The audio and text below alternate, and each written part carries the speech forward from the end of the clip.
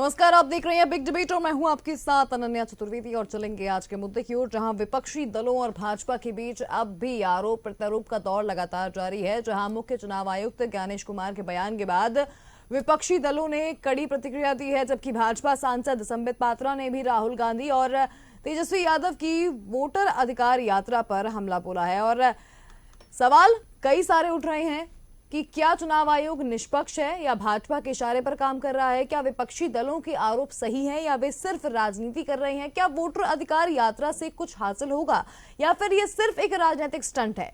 आज चर्चा इसी मुद्दे पर, लेकिन उसके पहले सुन लेते हैं कि किसने क्या कहा।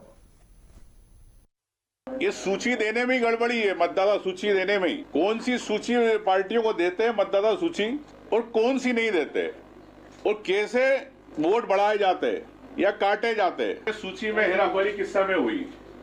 5/1 को प्रस्तावित अंतिम सूची प्रकाशित हुई। कुल मतदाता थे 5,39,87,876। द्वितीय हुई, इसके अंदर 7 महीने के अंदर 4,64,000 मतदाता रहे, और अंतिम सूची प्रकाशित हुई जिसके अंदर 16 लाख, यानी 2 महीने के अंदर इतने वोटर बढ़ गए।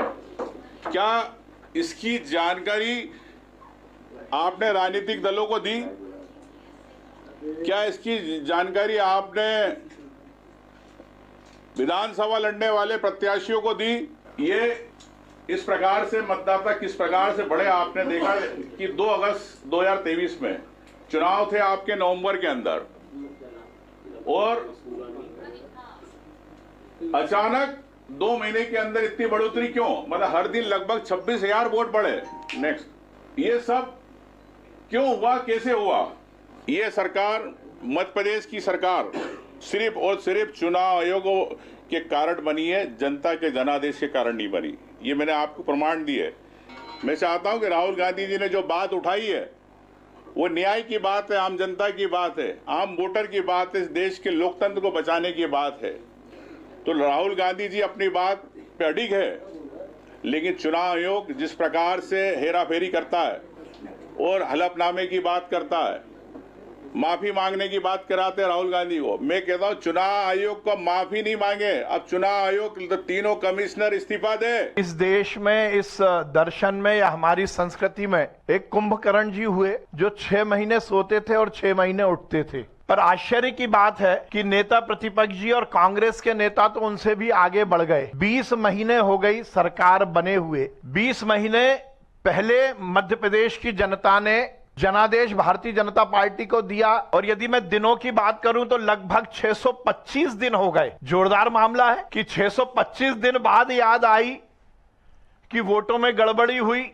अब वोटों की चोरी की बात यदि करते हो तो राहुल जी, सबसे पहले वोटों की चोरी का इतिहास तो आपके पूर्वज जवाहरलाल नेहरू जी पर लगा था, क्योंकि जब प्रधानमंत्री बनने के लिए वोटों का विभाजन हुआ था तो जो इतिहास कहता है उसमें उनको केवल 1 वोट मिला था। उनसे ज्यादा वोट तो पटेल साहब को मिले थे, पर तो भी आप प्रधानमंत्री बन गए आपके पूर्वज। अब नेता प्रतिपक्ष जी बताएं, कांग्रेस के नेता बताएं कि ये जो 27 सीटें आप बोल रहे हैं, वो 27 सीटों की आपने कितने बार चुनाव आयोग में आपत्ति दर्ज की?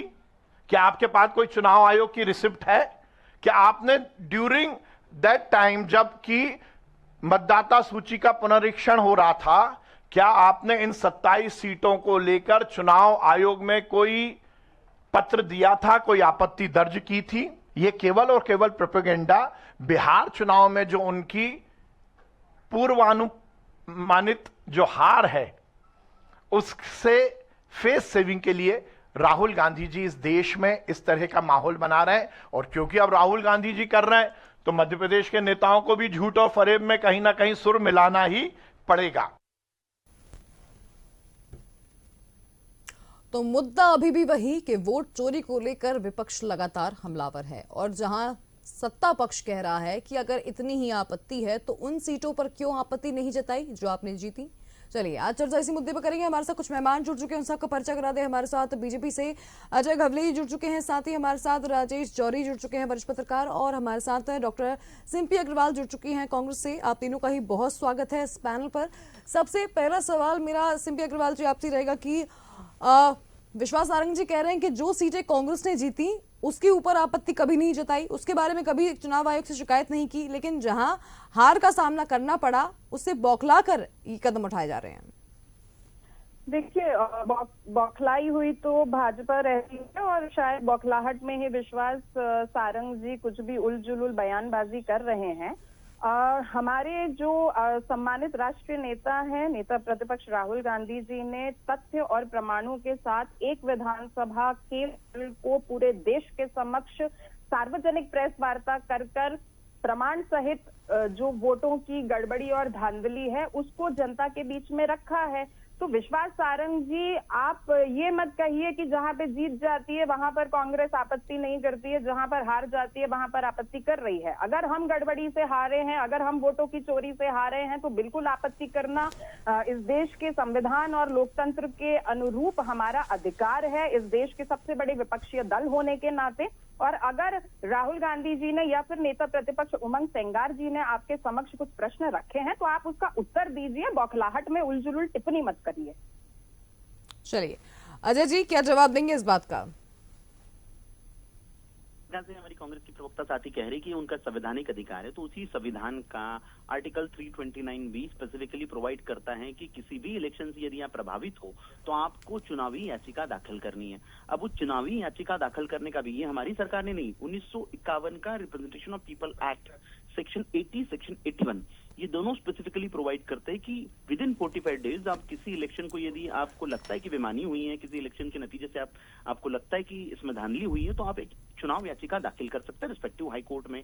किसने रोका था राहुल गांधी जी, किसने रोका था मध्य प्रदेश की कांग्रेस को, किसने रोका था तत्कालीन कांग्रेस के प्रदेश अध्यक्ष कमलनाथ जी को, किसने रोका था चुनावी याचिका दाखिल करने से? यदि आप 27 विधानसभा की सीटों के नतीजों से आपको लगता है कि यहाँ पे इस प्रकार का माल प्रैक्टिसेस हुआ था तो आपको चुनावी याचिकाएं दाखिल करनी थी। अब इसके भी पूर्व आ जाइए, जब जब चुनाव के लिए मतदाता सूचियां बनती हैं तो प्रत्येक राजनीतिक दल के जो बूथ लेवल के एजेंट होते हैं उनको ड्राफ्ट इलेक्टोरल रोल भी प्रोवाइड किया जाता है, फाइनल इलेक्टोरल रोल भी प्रोवाइड किया जाता है, दावे आपत्तियों के लिए समय भी दिया जाता है।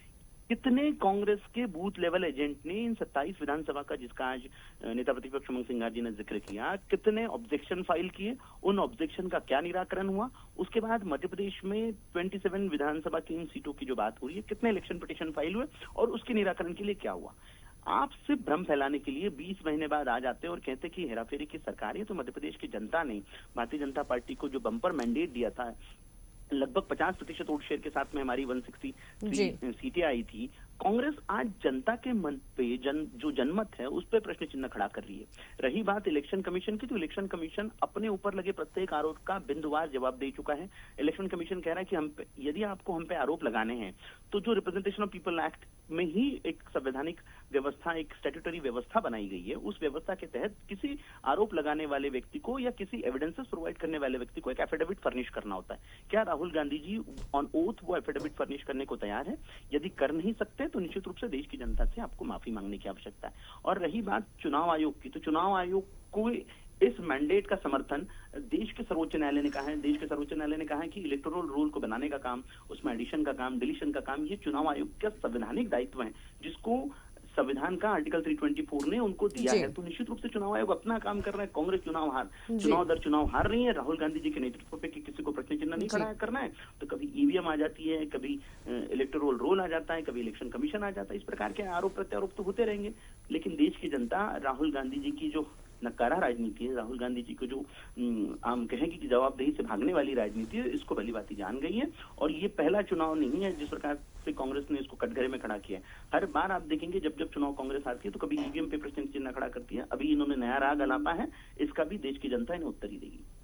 चलिए सिंपी जी, देश की जनता के सामने अब क्या अगला स्टेप रहेगा कांग्रेस का? और बिहार चुनाव का पूर्वानुमान बताया जा रहा है कि हार का सामना करना पड़ेगा, इसलिए अभी से तैयारी शुरू कर दी है। देखिए, कांग्रेस पार्टी जो है वो तो आंदोलन की कोख से जन्मी हुई पार्टी है। सत्ता लोलुप्त भारतीय जनता पार्टी होगी। कांग्रेस पार्टी ऑलवेज बिलीव तो पॉलिटिक्स होती है ना, दैट इज नॉट इलेक्शन। जी, सहभागिता अनिवार्य है। और ये जो बार बार ओथ का राग अलाप रहे हैं, पेटिशंस का राग अलाप रहे हैं, तो सबसे पहले तो आप हलफनामा अनुराग ठाकुर जी से मांगिए ना, उस पर आप बात क्यों नहीं करते हैं?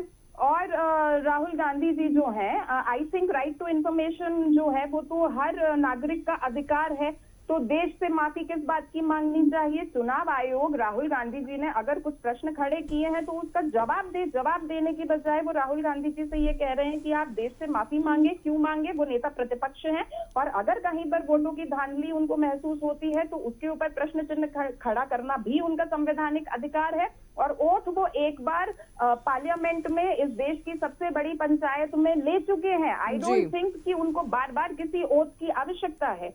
और ये जो इतनी आइडियोलॉजिकल बातें कर रहे हैं, तो आप ये बता दीजिए कि जो राज्य निर्वाचन आयोग है मध्य प्रदेश का, उन्होंने 2 दिसंबर 2022 को ये निर्देश जारी किया था कि जितनी भी नकली या डुप्लीकेट प्रविष्टियां हैं वो लगभग 8,51,000 थी, उनको हटा दिया जाए। किसी भी जिला अधिकारी ने हटाने की रिपोर्टों को सार्वजनिक नहीं किया है।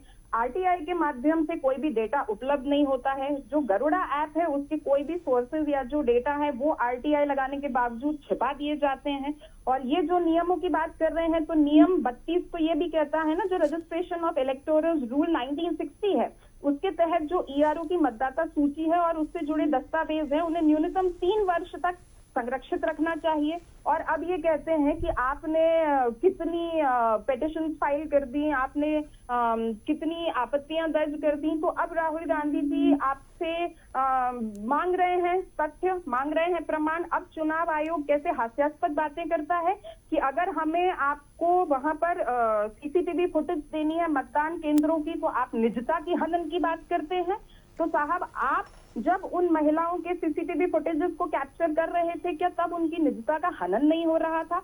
मतदान साइट के ऊपर जो सीसीटीवी लगाए गए हैं उनके उसका जो सार्वजनिक या स्वतंत्र परीक्षण है उसको क्यों नहीं कराया जा रहा है? आप हाउस नंबर 0 के बहाने बिना पते वाली प्रविष्टियां दे रहे हैं, तो क्या हाउस नंबर 0 पर सरकारी दस्तावेज बनते हैं या सरकारी योजनाओं के लाभ मिलते हैं? जी। और एक बात और इसमें ऐड कर देती हूँ कि जब चुनाव आयोग से कहा जाता है कि आप ऑनलाइन मतदाता सूची में फोटो को शामिल करिए, तो वो गोपनीयता और फाइल साइज का बहाना दे देते हैं। लेकिन जब मोहन सरकार को या मोदी सरकार को अपनी योजनाओं का प्रचार प्रसार करना होता है तो लाभार्थियों के फोटो और वीडियो बड़े बड़े पब्लिक डॉक्यूमेंट्स और विज्ञापनों के माध्यम से सार्वजनिक कर दिए जाते हैं। मैं इस चीज को राजेश जौहरी जी के पास लेके जाती हूँ। क्या राजेश जौहरी जी, आप दोनों प्रवक्ताओं को सुन चुके हैं।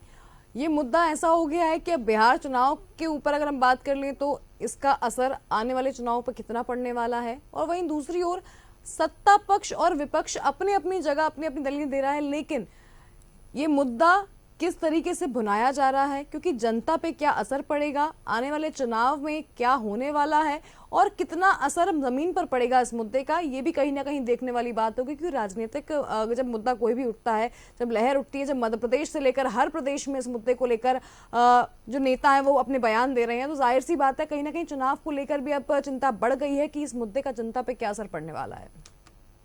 अनन्या, जनता जो है थोड़ी कंफ्यूज हो रही है, क्योंकि अभी क्या है, बहुत सारे लोगों से बात होती है, बहुत सारे कभी ट्रेन में, बस में, कहीं सार्वजनिक जगहों पर, लेकिन भरोसे का संकट भी तो बना हुआ है।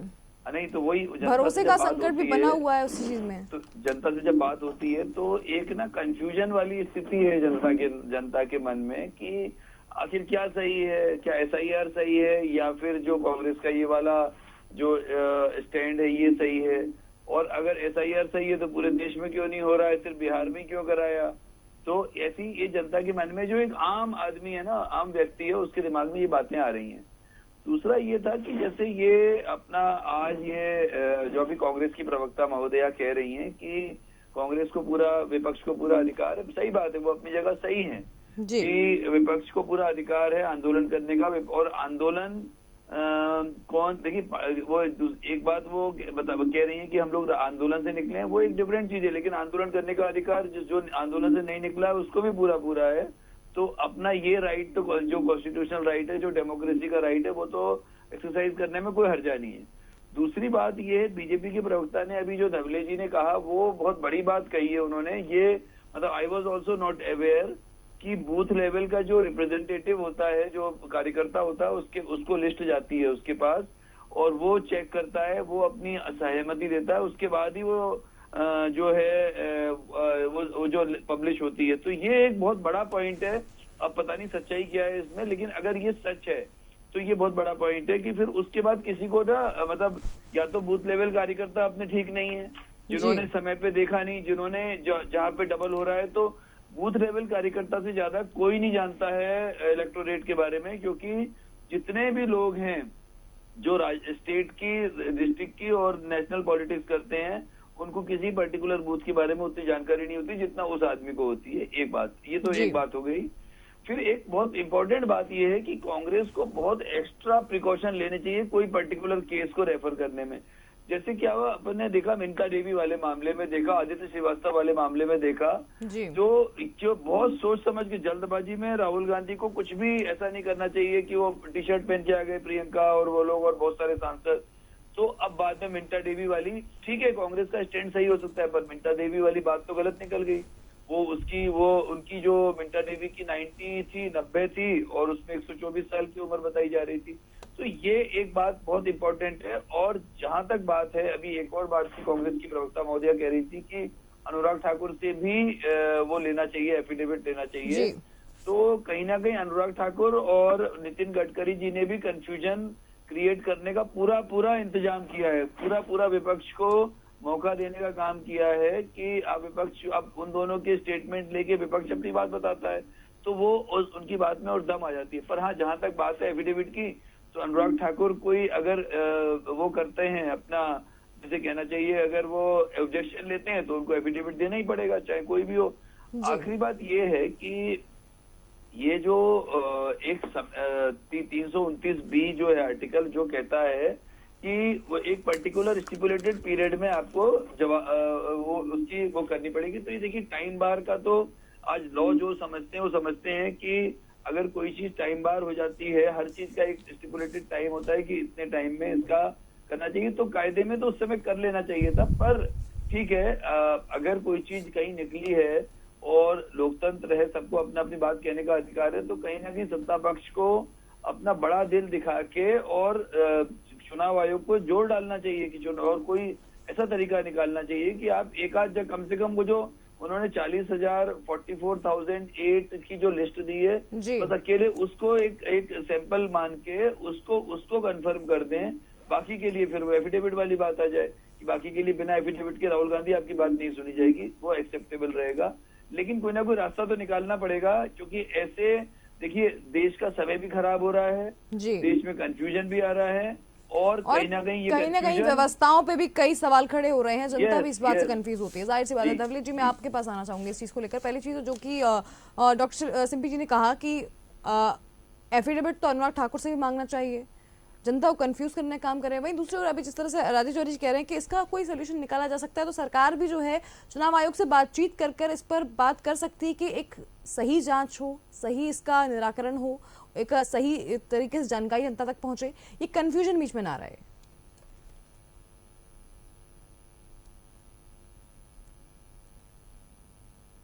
अजय जी, आपके पास आवाज पहुंच पा रही है मेरी? जी, एसआईआर को लेके जो सर्वोच्च न्यायालय में पिटीशन पेंडिंग है, उसमें सर्वोच्च न्यायालय ये स्पेसिफिकली पॉइंट आउट कर चुका है कि इलेक्टोरल रोल ये सतत चलने वाली प्रक्रिया है। मतदाता सूचियों का गहन पुनरीक्षण ये सतत चलने वाली प्रक्रिया है। मतदाता सूची में नाम एडिशन होंगे, डिलीशन होंगे, नए विसंगतियां रहेगी, तो उन विसंगतियों को दूर करने का काम निश्चित रूप से चुनाव आयोग का है। अब चुनाव आयोग के इस काम को जिसको संवैधानिक काम कहने का काम सर्वोच्च न्यायालय ने किया है। मुझे लगता है चुनाव आयोग ये स्पष्ट कर चुका है कि हम पूरे देश में भी इस प्रकार का जो विशेष पुनरीक्षण कार्यक्रम है, गहन पुनरीक्षण कार्यक्रम हम करेंगे। और निश्चित रूप से एक देश में जब जिन राज्यों में चुनाव होते हैं, उसके पहले उनकी मतदाता सूचियों की विसंगतियों को दूर करने का काम चुनाव आयोग करते रहा है, इसके पहले भी होते रहा है।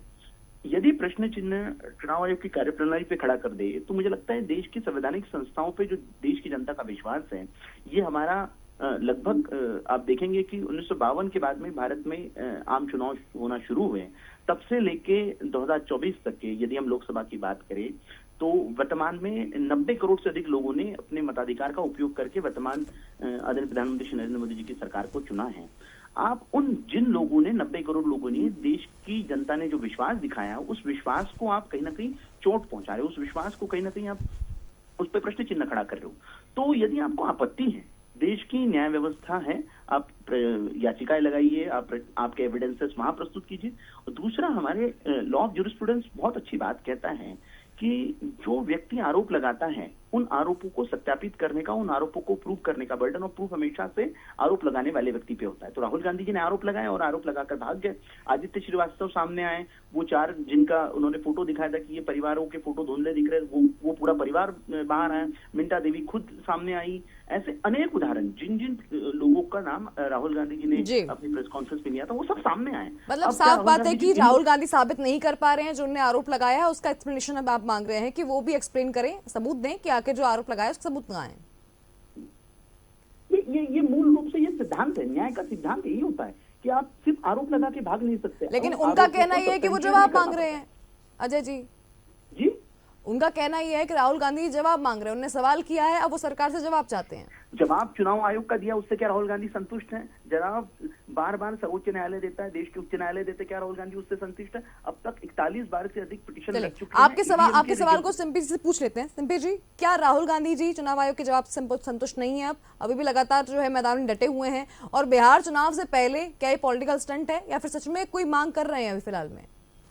देखिए, भारतीय जनता पार्टी के जितने भी प्रवक्ता हैं ना, वो बहुत ही हास्यास्पद बात करने लग जाते हैं। पहले तो वो ये क्लियर करें कि वो बीजेपी के प्रवक्ता हैं या फिर वो चुनाव आयोग के प्रवक्ता हैं। राहुल गांधी जी ने नेता प्रतिपक्ष होने के नाते चुनाव आयोग के सामने कुछ प्रश्न रखे हैं, इसका जवाब चुनाव आयोग को देना चाहिए, लेकिन जवाब भारतीय जनता पार्टी देने लग जाती है। और हमें इस स्टेटमेंट पे बहुत आपत्ति है कि राहुल गांधी जी ने तो कुछ आरोप लगाए और वो भाग गए। साहब, भागने का काम आप लोग करते होंगे। अगर भागना होता तो फिर आज हमारे जो नेता प्रतिपक्ष मध्य प्रदेश के हैं, उमंग सेंगार जी, वो क्यों ताल ठोकते कि मध्य प्रदेश के अंदर भी चुनाव में धांधली हुई है? आप लोगों के पास में उत्तर नहीं होता है। जब आप लोगों की जमीन जो है ना वो डगमगाने लगती है, तो फिर आप इसे एक पॉलिटिकल स्टंट करार करने की बात करते हैं। आप ये कहने लगते हैं कि वो नेता प्रतिपक्ष राहुल गांधी जी भाग गए। साहब, वो भागते नहीं है, वो तो जनता के बीच में जाकर बहुत ही बेखौफी से चुनावी रैलियां कर रहे हैं, जनता के बीच में जा रहे हैं और को प्रदर्शित कर रहे हैं। भागने का काम आपका होगा, भागने का काम कांग्रेस पार्टी का नहीं है। बहरहाल, आज जो नेता प्रतिपक्ष उमंग सेंगार जी ने प्रेस कॉन्फ्रेंस करी है, उससे हमारी कुछ प्रमुख मांगे हैं। और ये जो भारतीय प्रवक्ता बड़ी आइडियोलॉजिकल बातें करते हैं, तो वो इन मांगों के ऊपर कुछ सही दलीलें दे दें। फाइनल रोल है उसको फ्रीज किया जाए, जो अंतिम प्रकाशित रोल है उसमें सभी राजनीतिक दलों के हस्ताक्षर लिए जाएं, और चुनाव पूरा होने तक किसी भी बदलाव पर रोक जो है उसको लगाया। जो मशीन है उसे रीडेबल फॉर्मेट में आप पूरा डेटा उसका आप जारी करिए, और साथ ही जो आपने पूरा संशोधन जो लॉग था उसको आप सार्वजनिक करिए। जो फॉर्म 9, 10, 11 है उसको हर संशोधन का लॉग है, जो पीएससी डीएससी है, आप उसकी सूची को प्रकाशित करिए। तो जो हमने आपसे प्रश्न करे हैं आप उसका जवाब दीजिए, आप उस पर कार्य करिए। आप चुनाव आयोग की तरफ से दलीलें देने का काम मत करिए। जो हमने प्रश्न रखे हैं, अगर उत्तर है तो आप बात करिए, उत्तर नहीं है तो फिर चुनाव आयोग को जवाब देने दीजिए। एंड प्लीज आप ये कमेंट ना करें कि हमारे नेता भाग गए। हमारे नेता भागने का काम नहीं करते हैं। कांग्रेस का एक एक कार्यकर्ता बब्बर शेर है, तो हमारा नेता कैसा होगा वो आपको सोचने का और मूल्यांकन करने की आवश्यकता है। मैं राजेश जौहरी जी आपसे इस पे एक संक्षिप्त कमेंट चाहूंगी कि पूरे चुनाव आयोग के ऊपर अभी भी कई सवाल खड़े हुए हैं। अब हर कोई जो है चुनाव आयोग की तरफ देख रहा है कि प्रेस कॉन्फ्रेंस से अगर सेटिस्फैक्शन नहीं हुआ है, विपक्ष को अगर सेटिस्फाइड नहीं है उनके आंसर्स से, तो अब नेक्स्ट स्टेप की बहुत ज्यादा जरूरत है। न्यायपालिका की ओर देख रहा है कि कुछ न्याय मिल जाए। लेकिन सबसे बड़ी बात यह है कि अब राजनीति में कुछ भी जुड़ जाता है तो कहीं ना कहीं चुनाव बीच में आ जाते हैं। और आपको क्या लगता है कि चुनाव जो आने वाले हैं इसमें एक नेसेसरी स्टेप क्या होना चाहिए जो सरकार को या फिर चुनाव आयोग को उठाना बहुत जरूरी है फिलहाल में? ये तो मान के चलिए जो भी कुछ हो रहा है वो हो तो बिहार के लिए रहा है, इसमें कोई शक नहीं है, क्योंकि बिहार चुनाव बहुत इम्पोर्टेंट चुनाव है। बिहार चुनाव, और कई लोगों का जो है उसमें अकेले कांग्रेस और तेजस्वी का नहीं, बीजेपी का बहुत सारे लोगों का स्टेक है, मतलब पूरा उनका करियर स्टेक पे है। तो इसलिए जो अपना बिहार के चुनाव इम्पोर्टेंट तो है ही। अब चुनाव से पहले जो भी देखिए राजनीति में पक्ष और विपक्ष को अपना अपना जो भी स्टैंड लेने हैं वो सब करते हैं, क्योंकि अल्टीमेटली जनता जो है, हमारे देश की जनता जो है उसको उस तक वो बात पहुंचानी है ताकि वो समझ जाए और उसको वोट उनके पक्ष में करे। ये दोनों पार्टियों का, दोनों जो पक्ष और विपक्ष का अपना अपना वो रहेगा।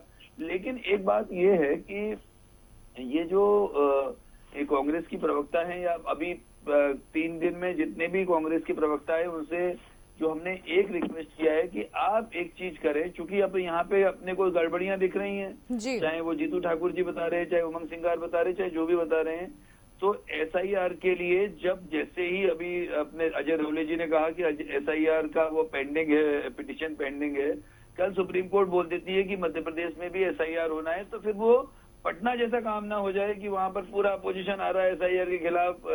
वहां पे 70 लाख वोट जो है जब कैंसिल कर दिए, उससे पहले ही, कैंसिल तो खैर बाद में वो डिसीजन आया और वो सारे लोग उस पर रैली कर रहे थे, उसके खिलाफ रैली कर रहे थे, जबकि SIR बहुत जरूरी है। और उस समय आपका बूथ लेवल कार्यकर्ता जो, देखिए अभी कांग्रेस ने पिछले 1-1.5 साल में बूथ लेवल तक बहुत अच्छे से पहुंची है और बहुत अच्छे से उन सबको उन्होंने ट्रेनिंग दी है, तो अपने कार्यकर्ताओं को मजबूती से सिपाही की तरह वो मैदान में डटे रहे, और जब ये SIR हो उस समय अपना हर दिन का अपडेट अपने नेशनल लीडरशिप तक पहुंचाए, जो भी उसके लिए कोई ऐप बनाए, चाहे कुछ भी करे।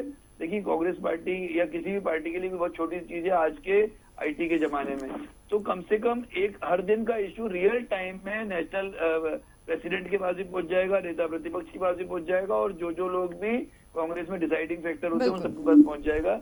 ये बहुत इंपॉर्टेंट है। और एक बात जरूर ये है कि वो जो प्रेस कॉन्फ्रेंस थी, अनन्या आपने भी देखी होगी, जो चुनाव आयोग की प्रेस कॉन्फ्रेंस थी, उसमें जिस तरह से उन लोगों ने एक विषय पर जिस तरह से क्लैरिटी दी है, मतलब ऐसा लगता है कि ये स्थिति आज तक इस तरह से कभी चुनाव आयोग ने अपना काम नहीं किया है। अच्छा, एक बात और है, नेता और अधिकारी में अंतर है बहुत बड़ा।